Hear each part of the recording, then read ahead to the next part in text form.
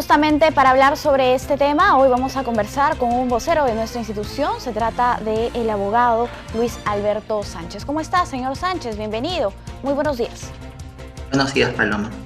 Señor Sánchez, por favor, coméntenos respecto a este comunicado que ha emitido ya el sistema electoral sobre la imposibilidad de realizar unas elecciones complementarias internas. ¿Cuáles son los argumentos del Jurado Nacional de Elecciones, OMPE y RENIEC en conjunto?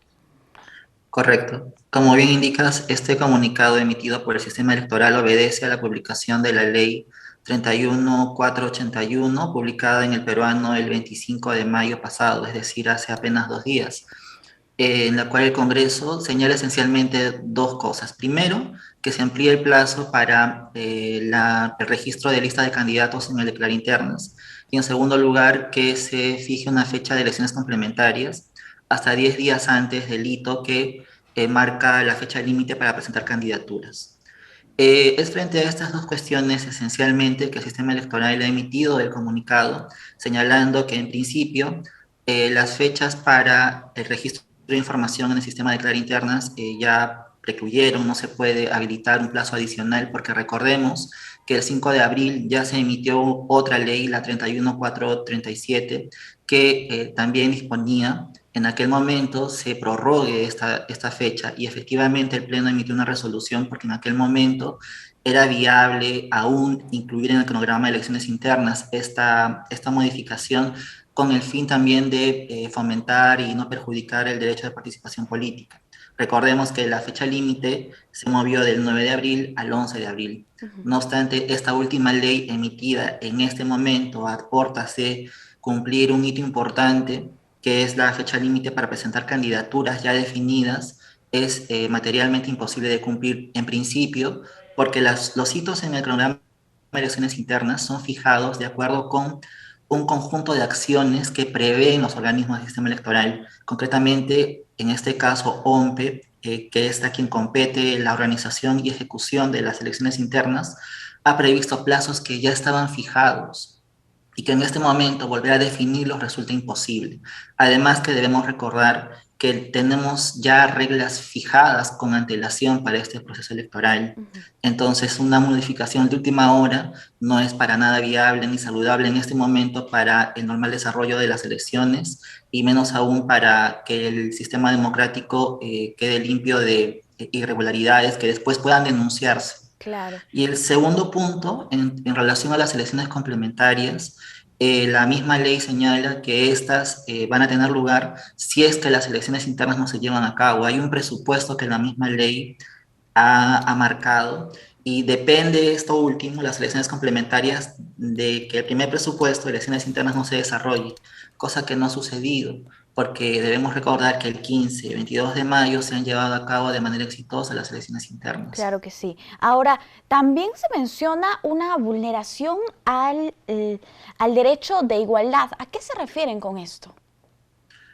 Así es, debemos recordar que a nivel nacional tenemos más de 100.000 candidatos que se han inscrito oportunamente en el sistema de declarar internas. Hay muchas cientos de agrupaciones políticas que han previsto cumplir el registro de sus candidatos en el plazo, incluso con la prórroga que el sistema electoral concedió en su momento. Entonces, en este momento, volver a reabrir y beneficiar a quienes no pudieron por diversas circunstancias cumplir en su momento esta disposición, sí vulnera abiertamente el derecho de igualdad para aquellos candidatos que oportunamente lo previeron y cumplieron con las disposiciones legales y normativas establecidas por el Congreso y después por el Jurado Nacional de Elecciones. Ahora, si hablamos de principios importantes en el contexto de todo proceso electoral, como son la intangibilidad y el tema de la preclusión, ¿esto afectaría gravemente el desarrollo del proceso electoral? Así es. Debemos recordar que un principio básico en un proceso electoral está contenido en el artículo 4 de la Ley Orgánica de Elecciones, y es el de la intangibilidad de las normas que son aplicables a un proceso electoral. Esta intangibilidad precisamente prevé que todo el proceso electoral esté inmerso dentro de un marco jurídico seguro, que no se aprueben leyes de última hora, y eso también ayuda a que el cronograma cumpla sus etapas de manera normal, sin mayores contratiempos, y que cada etapa que se cumple precluye y pasa a la siguiente. Ya no es posible retroceder, reabrir una etapa. Eso es dañino para el sistema democrático. Ujú. Y si el Jurado Nacional de Elecciones y la OMP llegaran a aplicar esta ley, ¿podrían incurrir en faltas? Desde luego, no sé si a nivel de una falta con consecuencias legales, pero lo que sí a nivel de organización de un proceso electoral Ujú. tendría un precedente nefasto desde mi punto de vista, porque eso implicaría que las reglas de juego ya se quebraron.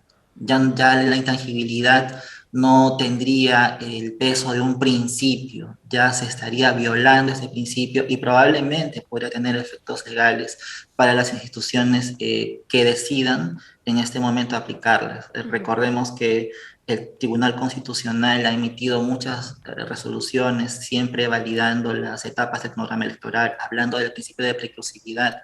Entonces también vemos que, por un lado, el máximo órgano que interpreta la Constitución así lo ha entendido. Ujú. Entonces, que el sistema electoral también contravenga esa línea jurisprudencial, creo que sí podría tener algunas consecuencias. Ujú. Bien, ahora existen algunas organizaciones políticas que están interesadas en que se aplique esta ley que ha sido recientemente promulgada y alguna de ellas ha realizado manifestaciones, protestas, que efectivamente es su derecho, pero se han visto actos de violencia. Esto ha sido también rechazado por un comunicado del Jurado Nacional de Elecciones, doctor. Así es, el día de ayer se ha tenido una manifestación que no ha sido pacífica, se han dado algunos actos que podríamos describirlos como violentos, han arrojado o lanzado algunos elementos en contra de la parte frontal del Jurado Nacional de Elecciones.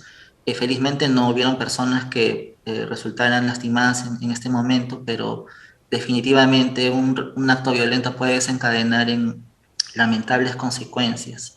Las agrupaciones políticas interesadas en la aplicación de elecciones complementarias deben comprender que la ley es clara al señalar que una elección complementaria interna va a depender de la no realización de elecciones internas, presupuesto que no se ha dado en estas elecciones. Debo recalcar, el 15 y 22 de mayo se han llevado a cabo de manera exitosa las elecciones internas. Entonces, insistir en este tema y más aún dar una versión distinta a la colectividad es abiertamente engañar el propio texto de la ley. Cualquier ciudadano que puede leer esta ley se va a dar cuenta que la elección complementaria no puede llevarse a cabo.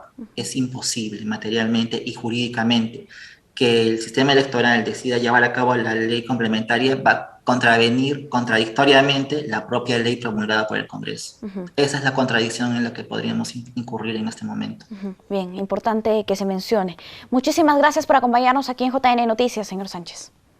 Muchas gracias, Gracias, Paloma. hasta una próxima oportunidad. Nosotros vamos a hacer una pausa, volvemos.